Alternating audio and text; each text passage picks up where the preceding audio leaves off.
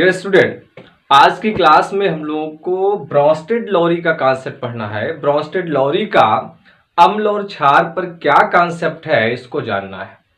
देखिए, ब्रोंस्टेड-लॉरी ने अम्ल और क्षार पे, एसिड और बेस पे जो कॉन्सेप्ट दिया, वो प्रोटॉन से रिलेटेड कॉन्सेप्ट दिया था। तो इसीलिए इनके इस कॉन्सेप्ट को हम प्रोटॉनिक कॉन्सेप्ट या प्रोटॉनिक विचारधारा कहते हैं। अम्ल और क्षार की प्रोटॉनिक विचारधारा। तो प्रोटॉनिक विचारधारा क्या है, अम्ल और क्षार की प्रोटॉनिक विचारधारा क्या है, इसको जानने के लिए हम लोग देखते हैं। पहले ये जानते हैं proton is a fundamental particles of the materials the matters. किसी भी पदार्थ के तीन फंडामेंटल पार्टिकल्स होते हैं। First is electron, second is proton, third is neutron. तो ये तीन फंडामेंटल पार्टिकल्स होते हैं जिसमें से इलेक्ट्रॉन ऋणावेशित होता है, जिस पर माइनस चार्ज होता है, और प्रोटॉन पे पॉजिटिव चार्ज होता है, और न्यूट्रॉन पर किसी भी प्रकार का कोई चार्ज नहीं होता है। अच्छा, इलेक्ट्रॉन पे कितना चार्ज होता है? 1.6 × 10⁻⁻19 कूलाम का चार्ज होता है इलेक्ट्रॉन पे, और प्रोटॉन पे जो चार्ज होता है सेम इलेक्ट्रॉन के बराबर ही चार्ज होता है। तो इलेक्ट्रॉन और प्रोटॉन पे जो चार्ज होते हैं वो बिल्कुल बराबर होते हैं, बट डिफरेंस होता है। डिफरेंस ये होता है कि इलेक्ट्रॉन्स जो होते हैं वो नेगेटिव चार्ज के होते हैं, और प्रोटॉन जो होते हैं वो पॉजिटिव चार्ज के होते हैं। तो प्रोटॉन्स के लिए यहां देखेंगे, हमारे पास एक परमाणु है, वो हाइड्रोजन परमाणु है। तो ये हाइड्रोजन परमाणु, इसका एटॉमिक नंबर 1 होता है और एटॉमिक वेट भी 1 होता है। तो इसका एटॉमिक नंबर 1 है, इट मींस इनमें प्रोटॉन की संख्या जो है वो कितना है? 1 है। और हम लोगों ने पढ़ा है कि प्रोटॉन की संख्या और इलेक्ट्रॉन की संख्या दोनों बराबर होती है। तो यहां पर इलेक्ट्रॉन भी कितने होंगे? 1 होंगे। अच्छा, ये हाइड्रोजन है, और हाइड्रोजन में न्यूट्रॉन्स जो होते हैं वो 0 होते हैं। 0 होने का रीजन ये है कि इसका एटॉमिक वेट 1 है। 1 इंडिकेट करता है कि इसमें इसके पास केवल एक प्रोटॉन है, न्यूट्रॉन इसके पास कोई नहीं। तो हाइड्रोजन एक ऐसा परमाणु है जिसके पास सिर्फ इलेक्ट्रॉन्स है, प्रोटॉन है, लेकिन न्यूट्रॉन नहीं है। बाकी जितने भी एटम्स हैं, सभी एटम्स इलेक्ट्रॉन, प्रोटॉन और न्यूट्रॉन्स के बने होते हैं। तो हाइड्रोजन्स को देखेंगे जरा बेटा। हाइड्रोजन्स से रिलीज करेंगे एक इलेक्ट्रॉन। तो जब हाइड्रोजन एक इलेक्ट्रॉन को रिलीज करता है तो इस हाइड्रोजन पे पॉजिटिव चार्ज आ जाता है। हम लोगों ने पढ़ा है कि जब कोई परमाणु इलेक्ट्रॉन्स को निकालेगा तो उस पे पॉजिटिव चार्ज आएगा, और जितने इलेक्ट्रॉन्स निकलेंगे उतने पॉजिटिव चार्ज आएंगे। तो हाइड्रोजन रिलीज 1 इलेक्ट्रॉन, तो हाइड्रोजन के ऊपर एक पॉजिटिव चार्ज आ रहा है। अब समझने की बात देखो ये है कि एक ही न्यूट्रॉन तो ऑलरेडी 0 है, इलेक्ट्रॉन कितने थे? इलेक्ट्रॉन 1 था, वो भी निकल गया, तो क्या बचा? 0 बचा। प्रोटॉन कितना बचा? 1 बचा। इट मींस ये जो H+ है, H+ इंडिकेट प्रोटॉन। तो अब कभी भी केमिस्ट्री में कहीं H+ लिखा मिले तो आप समझ जाइएगा कि H+ हाइड्रोजन आयन एक प्रोटॉन को इंडिकेट करता है। तो 1 प्रोटॉन इज H+। अब कॉन्सेप्ट देखिए, ब्रोंस्टेड-लॉरी का कॉन्सेप्ट क्या है? ब्रोंस्टेड-लॉरी का कॉन्सेप्ट है कि when the compound release proton, अगर कोई कंपाउंड डोनेट करता है, प्रोटॉन डोनर है, तो proton donor is acid and proton acceptor is base. Proton देने वाला अम्ल होगा और प्रोटॉन को ग्रहण करने वाला क्षार होगा। This is concept of Bronsted-lorry, concept of acid and base. Acid और बेस के संदर्भ में ब्रोंस्टेड-लॉरी का जो कॉन्सेप्ट है वो ये है कि प्रोटॉन देने वाला अम्ल होता है और प्रोटॉन ग्रहण करने वाला क्षार होता है। तो एग्जाम्पल के थ्रू कैसे दिखाएंगे? प्रोटॉन डोनर, यहां पर देखेंगे, मैं लिख रहा हूं, प्रोटॉन डोनर क्या होगा? प्रोटॉन डोनर एसिड होगा, और प्रोटॉन एक्सेप्टर क्या होगा? प्रोटॉन एक्सेप्टर बेस होगा। तो ये कॉन्सेप्ट किसका है? ब्रोंस्टेड-लॉरी का है। Proton donor is acid and proton acceptor is base. तो एक एग्जांपल देखेंगे, देखो लिखा हुआ मेरे पास, मैंने ले लिया है HCl। HCl react to H2O। HCl और H2O को मिलाते हैं बेटे देखेंगे जरा, H पर प्लस चार्ज होता है, Cl पे माइनस चार्ज होता है, तो ये H प्लस निकलता है और H2O से जाकर मिलता है। तो जब H2O से मिलता है तो बन जाता है बेटा H3O प्लस। क्या बना? H3O plus. क्या बचा फिर? बचा Cl माइनस। तो सो H प्लस मीन्स प्रोटॉन, ये प्रोटॉन कौन दे रहा है? HCl दे रहा है। तो HCl क्या हो जाएगा? HCl एसिड हो जाएगा, क्योंकि हम लोगों ने पढ़ा है प्रोटॉन डोनर एसिड होता है, और ग्रहण कौन कर रहा है? एक्सेप्ट H2O कर रहा है, तभी तो H3O बन रहा है। इसलिए H2O क्या होगा? बेस होगा। तो इस तरीके से हम लोगों ने सीखा कि ब्रोस्टेड-लोरी के according proton donor is acid and proton acceptor is base. Second example देखेंगे बेटे। सेकेंड एग्जाम्पल है H2O विद NH3। H2O और NH3 को मिलाया। अच्छा, H2O को मैं लिख दे रहा हूं HOH, तो भी तो H2O है, H2O दो हाइड्रोजन एक ऑक्सीजन। तो यहां भी H2O भी इस पे प्लस चार्ज होगा और OH पे माइनस चार्ज होगा। तो ये H प्लस आता है NH3 से जुड़ता है, तो बेटे बन जाता है NH4 प्लस, और क्या बचा? OH माइनस बचा। इट मीन्स क्या हुआ कि H प्लस कहां से निकल रहा है? H2O से निकल रहा है। तो सो H2O रिलीज प्रोटॉन, तो H2O act as acid and NH3 accept proton, तो ये क्या हो जाएगा? बेस हो जाएगा।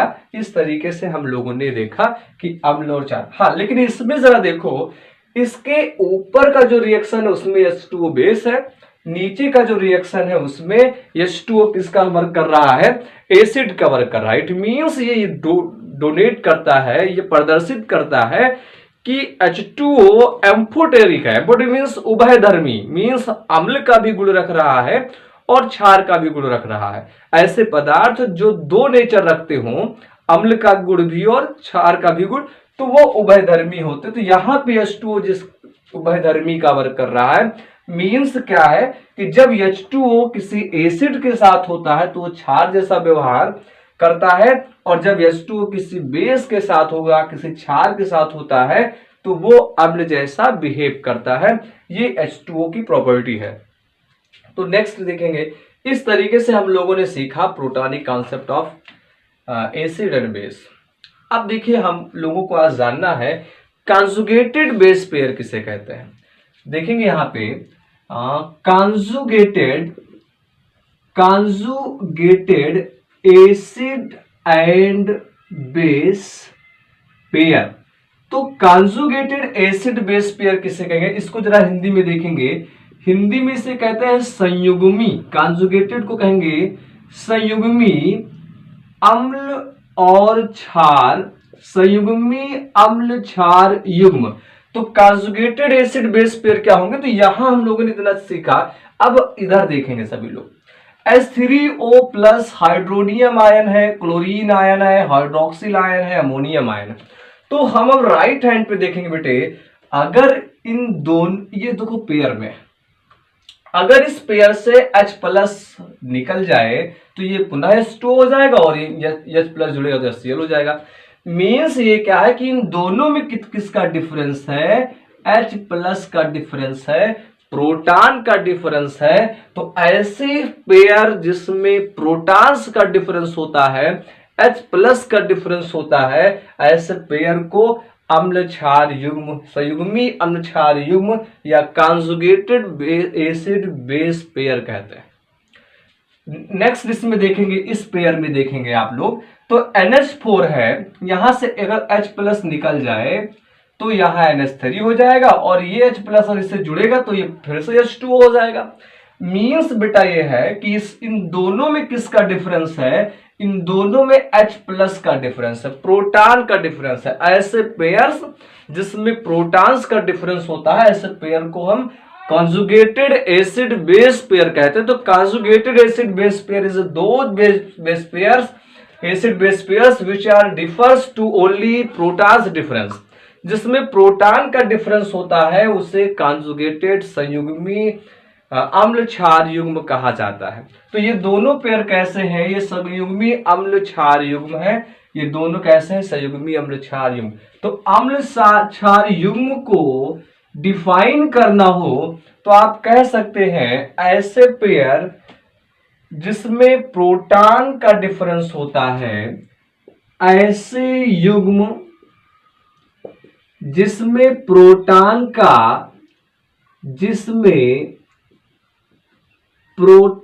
का अंतर होता है, संयुग्मी अम्ल क्षार युग्म कहलाते हैं। अच्छा, इससे आप इंग्लिश में भी कह सकते हैं कि those pair which are differ two protons is called conjugated acid base pair. अच्छा, फिर अगर आपसे पूछा जाए कि संयुग्मी अम्ल क्या है? संयुग्मी अम्ल बताइए। संयुग्मी अम्ल का मतलब होता है कॉन्जुगेटेड एसिड किसे कहते हैं?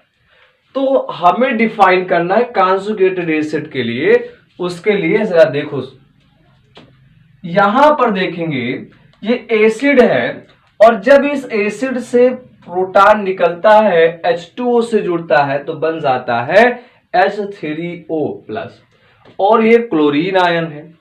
तो ये जो है H3O वो क्या है? कॉन्जुगेटेड एसिड है, Ca for conjugated acid means बेटे ये क्या हो जाएगा? संयुग्मी अम्ल हो जाएगा। और ये क्या है? ये है संयुग्मी क्षार, मतलब कॉन्जुगेटेड बेस। तो स्टूडेंट, इस तरीके से हम लोगों ने देखा कि इस HCl से जब हाइड्रोजन आयन निकलता है और H2O से जुड़ता है तो H3O+ बन जाता है और बस शेष बचता है क्लोरीन आयन। तो H3O+ किसका वर्क कर रहा है? ये संयुग्मी अम्ल है, कॉन्जुगेटेड एसिड है और Cl- आयन कॉन्जुगेटेड बेस है। मींस हम लोगों ने देखा कि जब किसी अम्ल से प्रोटॉन निकल जाता है, प्रोटॉन रिलीज हो जाता है, तब वो संयुग्मी क्षार बन जाता है। और जब किसी क्षार से प्रोटॉन जुड़ जाता है तो वो संयुग्मी अम्ल बन जाता है। नेक्स्ट एग्जाम्पल यहां पर देखेंगे जिसमें हम लोगों ने H2O और NH3 को रिएक्ट कराया है। यहां से H+ निकल करके H3 से जुड़ता है, NH3 से जुड़ता है। तो H+ जब NH3 से जुड़ता है तो ये NH4+ बन जाता है।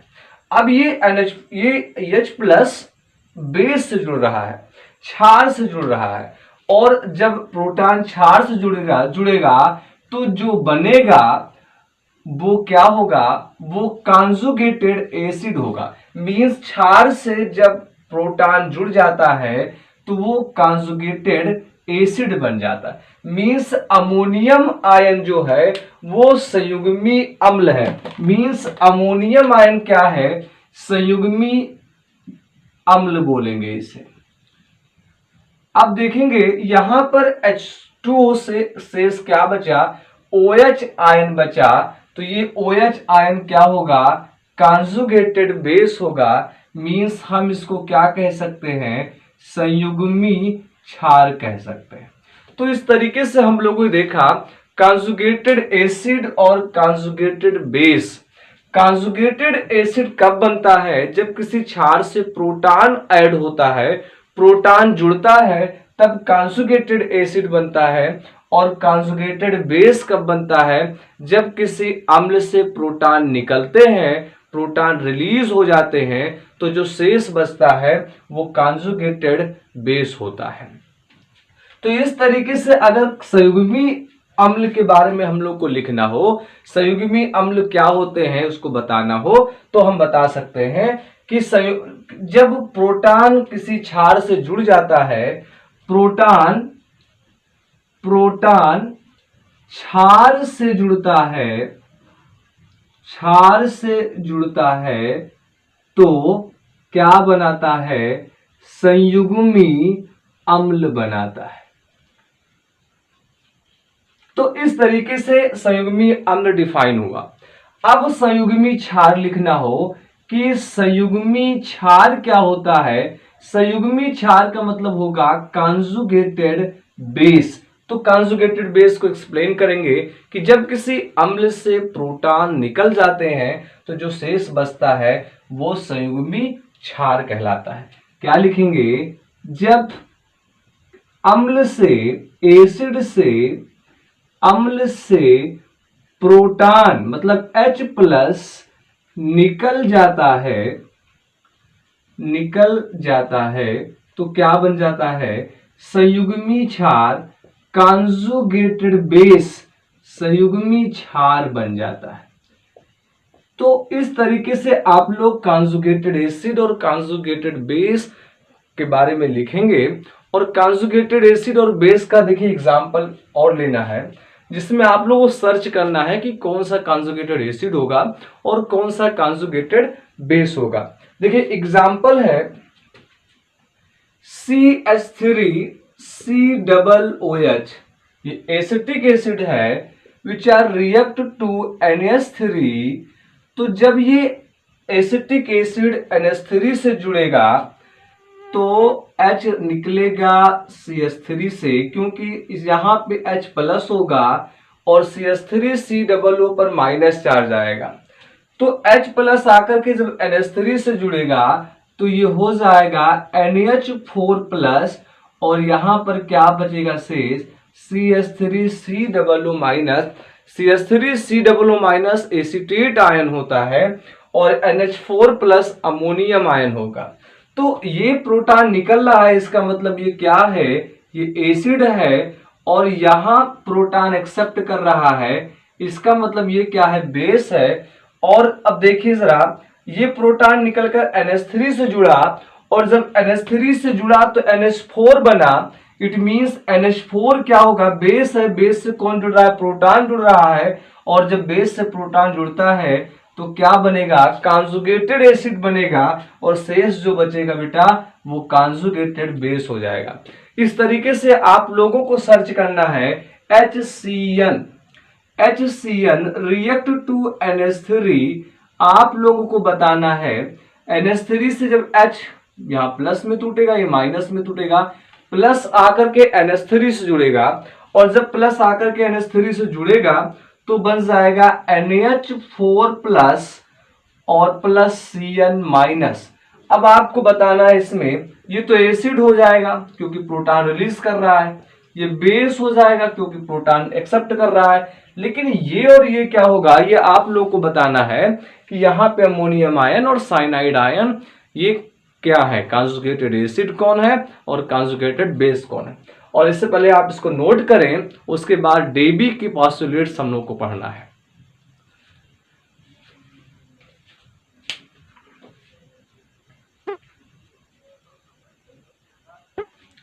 तो डेबी का पॉस्टुलेट है एसिड और बेस के संदर्भ में। डेबी का क्या पॉस्टुलेट है उसको समझेंगे। डेबी ने एक्सप्लेन किया है एसिड और बेस को। तो डेबी के कॉन्सेप्ट को समझा जाए। डेबी ने अपने जो भी कॉन्सेप्ट दिए हैं वो ऑक्साइड के संदर्भ में दिए हैं। ऑक्सीजन को जोड़ना है, धातु के साथ ऑक्सीजन को जोड़ना है और अधातु के साथ ऑक्सीजन को जोड़ना है। जब ऑक्सीजन धातु के साथ जुड़ जाता है तो वो धातु ऑक्साइड हो जाता है और जब ऑक्सीजन क्षार अधातु के साथ जुड़ेगा तो वो अधातु ऑक्साइड हो जाएगा। तो धातु के ऑक्साइड और अधातु के ऑक्साइड क्लियर हुआ। धातु से जब ऑक्सीजन जुड़ेगा तो धातु ऑक्साइड और अधातु से जुड़ेगा तो अधातु ऑक्साइड। तो डेबी के अनुसार अम्ल क्षार बताना हो, डेबी के अनुसार हम लोग को अम्ल और क्षार को डिफाइन करना हो तो हम कह सकते हैं डेबी के अनुसार ये था पहला पॉइंट, धातु के ऑक्साइड क्षारीय होते हैं। तो ये डेबी का पोस्टुलेट है कि धातु के जितने भी ऑक्साइड होंगे वो क्षारीय नेचर के होंगे। एग्जाम्पल के तौर पे देखेंगे Na2O, Na धातु है, सोडियम धातु है, और जब इससे ऑक्सीजन जुड़ेगा तो सोडियम ऑक्साइड हो जाएगा। MgO मैग्नीशियम ऑक्साइड है, K2O पोटेशियम ऑक्साइड है, CaO ये कैल्शियम ऑक्साइड है। तो इस तरीके से सोडियम, मैग्नीशियम, पोटेशियम, कैल्शियम ये सभी धातु हैं और सभी धातुओं से ऑक्सीजन जुड़ा है। इसका मतलब ये सभी धातु के ऑक्साइड हैं और इन धातु ऑक्साइड की प्रकृति कैसी होगी? क्षारीय होगी। तो धातु ऑक्साइड कैसे होते हैं?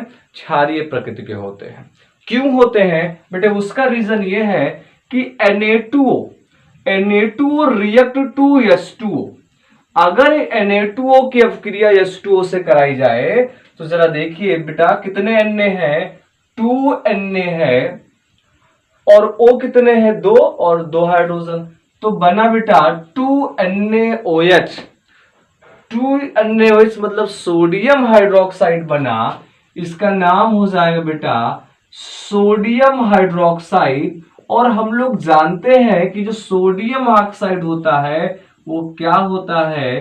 क्षारीय प्रकृति का होता है। सोडियम हाइड्रोक्साइड बेस होता है, इसलिए हम कह देते हैं धातु के ऑक्साइड क्षारीय होते हैं, because they are react to H2O then form a base. ये क्षार बनाते हैं। दूसरा ले लो, इसमें से मैग्नीशियम को ले लिया जाए, MgO रिएक्ट टू H2O। तो जब MgO H2O से जुड़ेगा तो बेटे क्या हो जाएगा? Mg, ठीक है, ऑक्सीजन और ऑक्सीजन कितने हैं? 2, हाइड्रोजन कितने? 2। तो ऑक्सीजन और हाइड्रोजन कितने हैं? 2।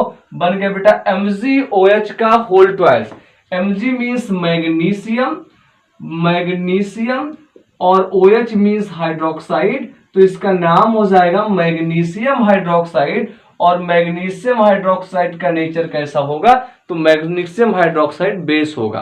तो इस तरीके से हम जान सकते हैं कि धातुओं के ऑक्साइड क्षारीय क्यों होते हैं, क्योंकि ये जल से अपक्रिया करके क्षार बनाते हैं। दूसरा पॉइंट था अधातु के ऑक्साइड अम्लीय होते हैं। अधातु के ऑक्साइड अम्लीय होते हैं, मीन्स यहां पर ये हुआ कि जब अधातु से ऑक्सीजन जुड़ेगा, अधातु से ऑक्सीजन मतलब कार्बन एक अधातु है, और जब कार्बन से ऑक्सीजन जुड़ेगा तो बनेगा कार्बन ऑक्साइड या कार्बन डाइऑक्साइड। सल्फर से तो sulphur dioxide, sulphur try oxide. तो ये सभी अधातु के ऑक्साइड हैं। क्यों? क्योंकि कार्बन अधातु है, सल्फर अधातु है। और अधातु के ऑक्साइड कैसे होते हैं? अम्लीय होते। क्यों होते हैं? क्योंकि अगर CO2 की अपक्रिया H2O से कराया जाए तो H2 हो गया, C और 2 ऑक्सीजन, 1 ऑक्सीजन, 3 ऑक्सीजन, H2CO3। और H2CO3 को हम लोग बोलते बेटे कार्बोनिक एसिड। क्या बोलते हैं? कार्बोनिक एसिड बोलते हैं। तो एसिड मीन्स ये कैसा नेचर हुआ? एसिड मीन्स जब अधातु के ऑक्साइड से H2O जुड़ता है तो वो अम्ल बना लेता है, इसलिए हम लोग कहते हैं अधातु के ऑक्साइड अम्लीय होते हैं। SO2 से H2O जुड़ेगा तो बन जाएगा SO2H2, तो H2S, 2 ऑक्सीजन, 1 ऑक्सीजन, 3 ऑक्सीजन, तो H2SO3। H2SO3 क्या है नाम? देखेंगे, इसका नाम है सल्फ्यूरस एसिड। क्या नाम है? Sulphurous acid. एसिड है, अम्लीय है, ठीक है। अगला देखिए SO3 रिएक्ट टू H2O, क्या बनेगा वो तुम लोग खुद बनाओगे। H2SO4 बनेगा, सल्फ्यूरिक एसिड बनेगा। तो इस तरीके से बेटे हम लोगों ने सीखा है डेबी के अनुसार एसिड और बेस को कैसे डिफाइन करना है। जो मेटॉलिक ऑक्साइड होंगे उनका नेचर बेसिक नेचर होगा, और जो नॉन मेटॉलिक ऑक्साइड होंगे उनका नेचर होगा एसिडिक नेचर होगा। तो ये डेबी के अनुसार था। तो इसको जल्दी से नोट करें, फिर टॉपिक को आगे बढ़ाया जाए।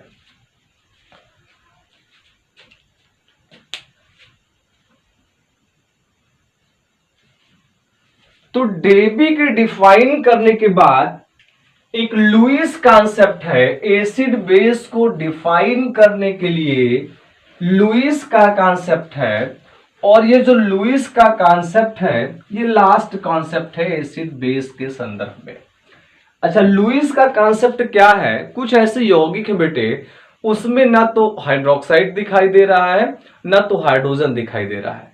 अब आपको बताना है कि बताइए एसिडिक नेचर का है और बेसिक नेचर का। क्यों? क्योंकि हम लोग पढ़े हैं कि अगर हाइड्रोजन रिलीज करेगा तो वो एसिड होगा, OH रिलीज करेगा तो बेस होगा। लेकिन ऐसा यौगिक जैसे AlCl3, BF3, अरे ऐसी यौगिक में ना तो हाइड्रोक्साइड दिखाई दे रहा है ना तो हाइड्रोजन दिखाई दे रहा है। अब ये एसिडिक होगा या बेसिक होगा, इसको बताने के लिए हम लुईस की विचारधारा पढ़ेंगे, Lewis concept of acid and base. तो लुईस का कॉन्सेप्ट क्या है? लुईस का कॉन्सेप्ट बेटे, लुईस ने जो कॉन्सेप्ट दिया है वो किस पर दिया है? लोन पेयर पर दिया है। मतलब ऐसे यौगिक जो लोन पेयर डोनेट करेंगे, लोन पेयर डोनेट करने वाले क्षार होंगे और जो लोन पेयर को ग्रहण करेंगे वो अम्ल होंगे। Lone pair acceptor is acid and lone pair donor is base. ये किसका कॉन्सेप्ट है? लुईस का कॉन्सेप्ट है। Lone pair donor is base and lone pair acceptor is acid और दीज एसिड और base is called Lewis acid और Lewis base. हम इन्हें लुईस एसिड और लुईस बेस के नाम से जानते हैं। तो इस तरीके से बेटे देखेंगे कि लोन पेयर क्या होते हैं। यहां पर एक चीज देखेंगे हम लोग, electron deficient molecules and electron rich molecules. Electron deficient मतलब जिनके पास इलेक्ट्रॉन्स की कमी होगी वो इलेक्ट्रॉन डिफिशिएंट, इलेक्ट्रॉन न्यूड अणु कहलाते हैं। और जिनके पास इलेक्ट्रॉन की अधिकता होगी उन्हें हम इलेक्ट्रॉन रिच मॉलिक्यूल्स कहते हैं। देखिए एग्जांपल देखेंगे, NH3 है तो इस NH3 में देखेंगे बेटे नाइट्रोजन के पास, नाइट्रोजन के आउटर मोस्ट सेल में 5 इलेक्ट्रॉन होते हैं, 3 हाइड्रोजन है भाई NH3 में। तो 3 हाइड्रोजन को मैंने लिख दिया, प्रत्येक हाइड्रोजन के पास एक एक इलेक्ट्रॉन होता है। तो 100 हाइड्रोजन को 2 कंप्लीट करना होता है और जब इसने एक लिया है तो एक देगा। इस तरीके जिससे जो शेयरिंग हुई है इसमें नाइट्रोजन का अष्टक तो पूरा हुआ है, बट ये 2 इलेक्ट्रॉन ऐसे हैं जो बॉन्ड में पार्टिसिपेट नहीं किए हैं। इसी पेयर को, ऐसे इलेक्ट्रॉन पेयर जो बॉन्ड में पार्टिसिपेट नहीं करते हैं, ऐसे इलेक्ट्रॉन पेयर को लोन पेयर कहा जाता है। तो so it is lone pair. और जिनके पास लोन पेयर होता है वो इलेक्ट्रॉन रिच मॉलिक्यूल्स कहलाते हैं। तो अगर आपसे कहा जाए कि इलेक्ट्रॉन रिच मॉलिक्यूल्स का एग्जाम्पल बताइए तो बेस्ट एग्जाम्पल है ammonia. Ammonia electron rich molecules है। क्यों? क्योंकि इसके पास लोन पेयर इलेक्ट्रॉन है। अब हम BF3 या AlCl3 की बात करेंगे तो AlCl3 में एल्युमिनियम है। एल्युमिनियम के आउटर मोस्ट सेल में 3 इलेक्ट्रॉन होते हैं और एल्युमिनियम से कितने क्लोरीन जुड़े हैं? एल्युमिनियम से 3 क्लोरीन जुड़े हैं और एक क्लोरीन के आउटर मोस्ट सेल में 7 इलेक्ट्रॉन होते हैं। तो प्रत्येक क्लोरीन के आउटर मोस्ट सेल में 7 इलेक्ट्रॉन होंगे, 4, 5, 6 और 7। तो ये अष्टक पूरा करने के लिए एक लेगा, तो सभी एक एक इलेक्ट्रॉन लेकर के अष्टक पूरा करेंगे। तो जब एक इलेक्ट्रॉन लिया है तो एक देगा भी, एक इलेक्ट्रॉन एक्सेप्ट किया है तो एक देगा। और इस तरीके से आप देखेंगे कि एल्युमिनियम साझा तो करता है, शेयरिंग भी करता है, लेकिन इसके पास देखो 2, 2, 4, 2, 6, मतलब इसको ऑक्टेट पूरा नहीं होता है, सिर्फ इसके पास 6 ही इलेक्ट्रॉन रह जाते हैं। इसलिए इलेक्ट्रॉन डिफिशिएंट मॉलिक्यूल है। ये कैसा मॉलिक्यूल है? इलेक्ट्रॉन डिफिशिएंट मॉलिक्यूल है। और इलेक्ट्रॉन डिफिशिएंट मॉलिक्यूल समझ गए होंगे जिनके अष्टक पूरा नहीं होता है, केंद्रीय परमाणु का अष्टक पूरा ना हो। तो ये दोनों आ जाते हैं इसके पास। तो ये दे रहा है और ये एक्सेप्ट कर रहा है। NH3 दे रहा है तो ये दाता यौगिक होगा, दाता है, दाता अणु है, डोनर अणु है। और ये कैसा अणु है, ये ग्राही अणु है। और हम लोगों ने क्या पढ़ा है, इलेक्ट्रॉन युग्मदाता क्षार होते हैं, जिनका नाम हम लोग लिखते हैं लुईस क्षार, और इलेक्ट्रॉन युग्म को ग्रहण करने वाले क्या होते हैं, लुईस अम्ल होते हैं। तो हम लोगों ने यह सीखा है कि जहां भी इलेक्ट्रॉन डिफिशिएंट मॉलिक्यूल्स होगा वो लुईस अम्ल होगा, और जहां भी इलेक्ट्रॉन रिच मॉलिक्यूल्स होगा वो लुईस क्षार होगा। अम्ल और क्षार की परिभाषा में क्या लिखेंगे कि electron pair donor Lewis base and electron pair acceptor is Lewis acid. तो इस तरीके से आज हम लोगों ने एसिड बेस के सारे कॉन्सेप्ट को सॉल्व कर लिया है। इसके आगे के टॉपिक्स नेक्स्ट लेक्चर में पढ़ाया जाएगा। आज आप इतना वर्क जो दिया गया है इसको कंप्लीट करेंगे, और यदि आपको समझ में आया है तो चैनल को सब्सक्राइब करेंगे, लाइक करेंगे और शेयर करेंगे। थैंक्स।